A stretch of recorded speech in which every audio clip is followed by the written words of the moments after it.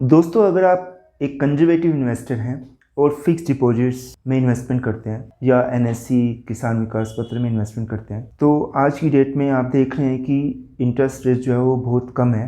5% 6% के आसपास एफडीज पे इंटरेस्ट रेट है। अगर आप एक रिटायर्ड पर्सन हैं तो आपकी सारी इनकम जो है वो इंटरेस्ट से ही आ रही होती है। तो अगर इंटरेस्ट रेट्स कम है तो आपके पास मंथली जो इनकम है वो भी कम होगी। अब उसके ऊपर आपको टैक्स भी देना पड़ रहा है। इंटरेस्ट इनकम जो है वो हमारी टोटल इनकम में जुड़ जाती है और उसके ऊपर हमें अपनी स्लैब के हिसाब से टैक्स देना पड़ता है। अगर आप हायर स्लैब में हिट हो रहे हैं तो you have to pay 30% tax. Okay, if I am earning around 6% rate of interest, then I have to pay around 1.20 जो है वो टैक्स के रूप में देना पड़ जाएगा। तो मेरी जो पोस्ट टैक्स रिटर्न है वो बहुत कम हो जाती हैं। तो आज मैं आपको एफडी का अल्टरनेट डेट म्यूचुअल फंड्स बता रहा हूँ और कैसे हम डेट म्यूचुअल फंड्स में इन्वेस्टमेंट करके अपनी टैक्स लायबिलिटीज को ऑलमोस्ट जीरो कर सकते हैं। ये हम आज डिस्कस करेंगे।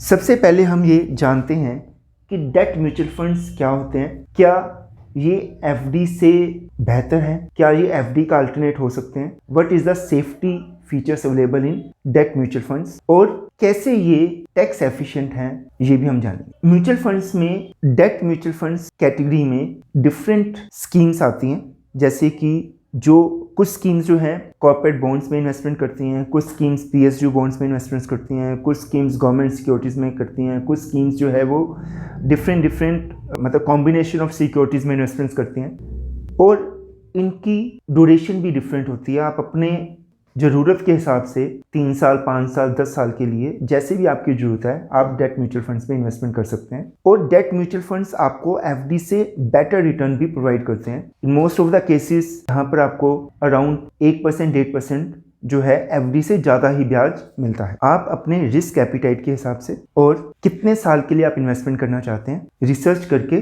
डेट स्कीम्स को चूज कर सकते हैं। यहाँ पर मेनली मैं डिस्कस करने जा रहा हूँ कि हम कैसे डेट म्यूचुअल फंड्स में इन्वेस्टमेंट करके अपनी टैक्स लायबिलिटी को जीरो कर सकते हैं। तो यहाँ पर 2 एडवांटेज हैं। एक तो मेरे को डेट म्यूचुअल फंड्स में एफडी से अच्छा रेट ऑफ इंटरेस्ट मिल जाता है। सेकंड, मेरे को यहाँ पर टैक्स आर्बिट्राज का भी बेनिफिट मिलेगा। मैं एफडी में 30% के आसपास टैक्स पे कर रहा हूँ अगर मैं हायर स्लैब में आ रहा हूँ, बट जो मैं आपको सोल्यूशन बता रहा हूँ उसके हिसाब से आप ऑलमोस्ट जीरो टैक्स लायबिलिटी के अंदर आ जाते हैं। आपको टैक्स जो है नहीं पे करना पड़ेगा। तो सबसे पहले ये जानते हैं कि डेट म्यूचुअल फंड्स में टैक्स लगता कैसे है। डेट म्यूचुअल फंड्स में जब हम इन्वेस्टमेंट्स करते हैं तो हमें जो है यूनिट्स मिलते हैं। उन यूनिट्स को हम होल्ड करते हैं और हम उनको एक टाइम पीरियड के बाद सेल कर सकते हैं। डेट म्यूचुअल फंड्स के अंदर जो यूनिट्स को सेल करने पर जो भी प्रॉफिट या लॉस होता है, जो भी मतलब डेट म्यूचुअल फंड्स है तो प्रॉफिट ही होगा। ओके, जो भी प्रॉफिट्स होते हैं उसको हम क्या बोलते हैं? Capital gain. उसको हम क्या बोलते हैं? Capital gain. कैपिटल गेन को हम 2 पार्ट्स में डिवाइड कर सकते हैं, मतलब 2 टाइप्स का कैपिटल गेन होता है। First one is STCG short term capital gain, दूसरा होता है LTCG long term capital gain. ये एसटीसीजी और जो एलटीसीजी है ये हमारा डिपेंड करता है होल्डिंग के ऊपर। किस पर डिपेंड करता है? होल्डिंग के ऊपर। अगर आप डेट म्यूचुअल फंड्स के यूनिट्स को लेस देन 3 इयर्स के अंदर सेल कर देते हैं तो इसको बोलते हैं हम एसटीसीजी। जो भी प्रॉफिट अराइज होगा उसको हम बोलेंगे शॉर्ट टर्म कैपिटल गेन। अगर आप 3 साल के बाद सेल करते हैं तो इसको हम बोलते हैं हम LTCG long term capital gain. Correct? FDR. अब एफडीआर में टैक्स कैसे लगता है वो हम जानते हैं। ये तो हमने देख लिया कि इसको हम 2 कैटेगरीज में डिवाइड करते हैं, एसटीसीजी और एलटीसीजी। ठीक है। एफडीआर में क्या होता है? एफडीआर के अंदर जो भी हम इंटरेस्ट कमाते हैं वो हमारी टोटल इनकम में जुड़ जाता है और उसके ऊपर हमें साल बाय साल टैक्स देना पड़ता है। अगर आपने एफडी की मैच्योरिटी नहीं ली तो भी आपको एक्रूड बेसिस पे जो भी इंटरेस्ट बनेगा उसके ऊपर टैक्स हर फाइनेंशियल ईयर में देना पड़ेगा। यहां पर टीडीएस की लायबिलिटी भी है, यहां पर नो टीडीएस। म्यूचुअल फंड्स के अंदर टीडीएस नहीं कटता। करेक्ट? यहां पर हम डेट फंड्स की जो बात कर रहे हैं वो हम सिर्फ ग्रोथ ऑप्शन की बात कर रहे हैं। किसकी बात कर रहे हैं? Growth option.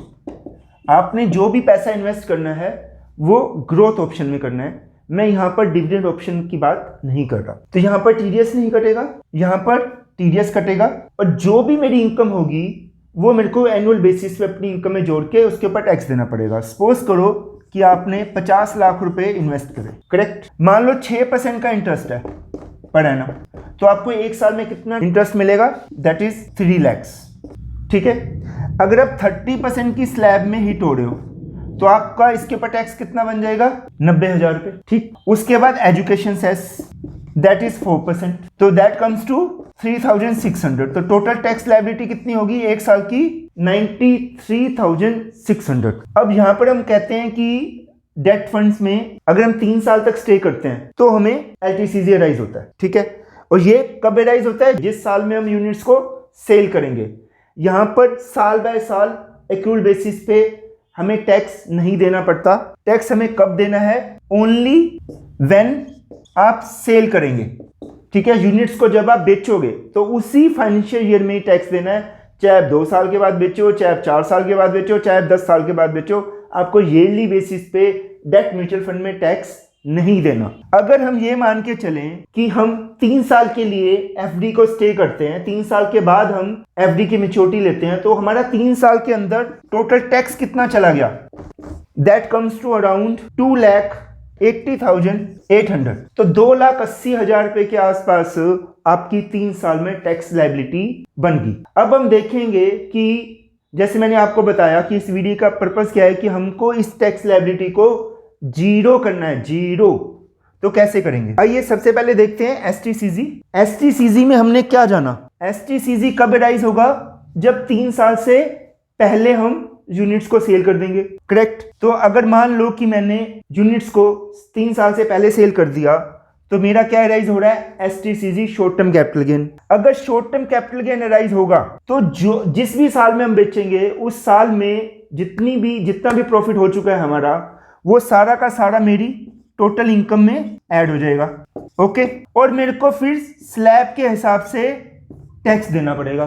अगर मैं 10% में हूं तो 10%, 20 में हूं तो 20, 30 में हूं तो 30। तो इट मींस पहले वाला ऑप्शन हमारे लिए बेनिफिशियल नहीं है। अब हम बात करते हैं एलटीसीजी की, लॉन्ग टर्म कैपिटल गेन की। यहां पर हमें यूनिट्स को कितने टाइम तक होल्ड करना है, 3 इयर्स तक। अगर मैंने 3 साल तक यूनिट्स को होल्ड कर लिया तो मेरा क्या अराइज होगा, LTCG, long term capital gain.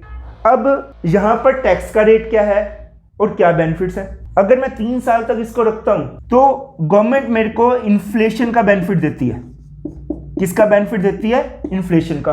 तो यहां पर मेरी कॉस्ट जो है वो कॉस्ट नहीं, हम यहां पर इंडेक्स कॉस्ट निकालते हैं आफ्टर इन्फ्लेशन। क्या निकालते हैं, इंडेक्स्ड कॉस्ट। अब आप सोच रहे होंगे कि यार ये इंडेक्स कॉस्ट कैसे निकलेगी। मान लो कि 5% का इन्फ्लेशन है, क्या है, 5% का इन्फ्लेशन है, ठीक है। मैंने 3 साल तक यूनिट्स को स्टे किया तो मोटे मोटे तौर पे हर साल का 5% का इन्फ्लेशन हुआ, तो 3 साल का इन्फ्लेशन कितना हो गया, इंटू 3, 15%, करेक्ट। तो मेरा 15% का क्या हो गया, इन्फ्लेशन हो गया।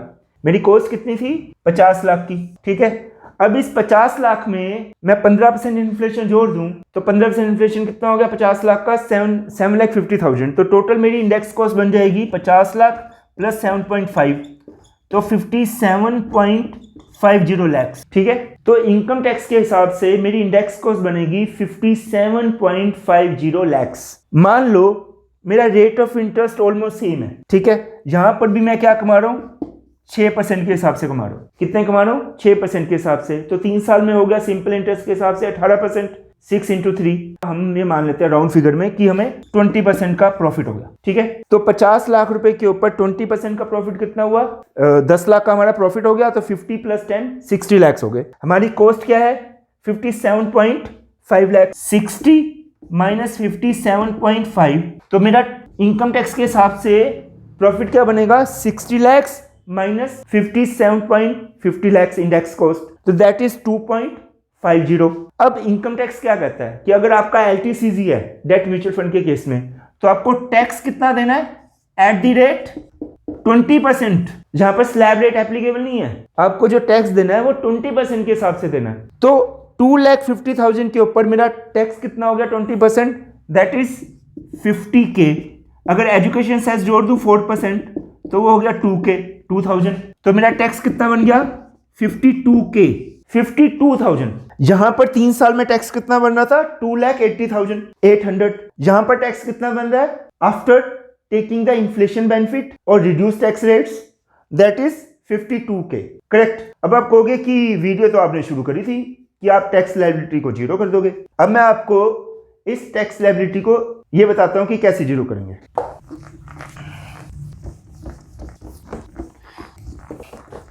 तो दोस्तों हमने ये देखा कि डेट म्यूचुअल फंड में दो तरह से टैक्स लग सकता है होल्डिंग पीरियड के हिसाब से, STCC और LTCC। ठीक है, तो मेरी पहली कंडीशन क्या है कि आपको कम से कम 3 साल तक डेट म्यूचुअल फंड में इन्वेस्टमेंट करनी है ताकि आप LTCC का बेनिफिट ले सको। करेक्ट।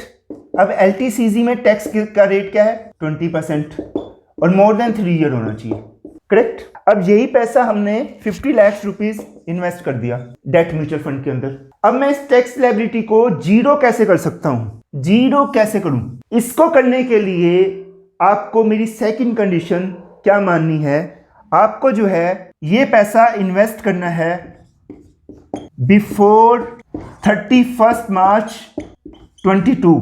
आपको 31 मार्च 2022 से पहले इन्वेस्टमेंट करनी है। करेक्ट। और इसको सेल कब करना है? जैसे मैंने बोला कि 3 साल तक तो कम से कम रखना ही है, तो आपको इसको सेल करना है 1 अप्रैल 2025 के बाद। आफ्टर कब सेल करना है? आफ्टर 1 अप्रैल 2025। तो अब आपको इस केस में क्या फायदा होगा? आप 1 अप्रैल 2025 को सेल कर लो, 10 तारीख को कर लो, 30 को कर लो, एज यू लाइक। ठीक है, तो उसी फाइनेंशियल ईयर में आप कभी भी सेल कर सकते हो 1/4/25 के बाद। तो आपको यहां पर 3 इंडेक्सेशन का नहीं 4 इंडेक्सेशन का बेनिफिट मिलेगा। कैसे? देखो, मैंने परचेज किया 31 मार्च 2022 से पहले, तो यानी कि मेरा एक फाइनेंशियल ईयर आ गया 21-22, देन 22-23, देन 23-24, देन 24-25, देन 25-26। मतलब पहला फाइनेंशियल ईयर मेरा क्या हो गया? 31 मार्च 2022 से पहले बाय कर रहा हूं 21-22, 22-23, क्योंकि मैं सेल कब करूंगा? 1 अप्रैल 2025 के बाद। तो पहला तो हो गया 21-22, 22-23, 23-24, फिर हो गया 24-25। मैं सेल करूंगा 1 अप्रैल 2025 के बाद, तो ये हो गया मेरा 25-26। ठीक है। जब हम इन्फ्लेशन को कैलकुलेट करेंगे तो मेरा बेस ईयर ये माना जाएगा जिस साल मैंने जो है बाय किया, और जब मैंने सेल किया, सेल मैंने इस साल में किया, तो यानी कि मेरे ब्लॉक्स 1, 2, 3, 4, तो मेरे को 4 इंडेक्सेशन का बेनिफिट मिल जाएगा। करेक्ट। तो सपोज करो कि 5% का इन्फ्लेशन है, मान लो इसको हम बेस मान लेते हैं 100। 5% का इन्फ्लेशन है तो ये कितना हो गया? 105, ये हो गया 110, ये हो गया 115, ये हो गया 120। ठीक है, मैंने समझाने के लिए इसको बेस मान लिया कि यहाँ 100 का बेस है। ठीक है, और यहाँ पर मेरा बेस क्या आ गया? 120 का, क्योंकि 5% की मैंने इन्फ्लेशन बढ़ा दी, बेस ये हो गया, और सेलिंग ईयर में 120 हो गया ये। तो अब जब हम कैलकुलेट करेंगे इंडेक्सेशन कॉस्ट, तो अब हमारी इंडेक्सेशन कॉस्ट क्या बन जाएगी? और मेरे को कैसे हम यहाँ पर निकालते हैं इंडेक्सेशन कॉस्ट को, कैसे निकालते हैं वही बता रहा हूँ। मेरी कॉस्ट, मैंने इन्वेस्टमेंट किया 50 लाख का, मल्टीप्लाइड बाय दिस वन, जिस साल में मैंने सेल किया, डिवाइडेड बाय जिस साल में मैंने बाय किया उसका इंडेक्स। करेक्ट। तो ये कितना बन जाएगा?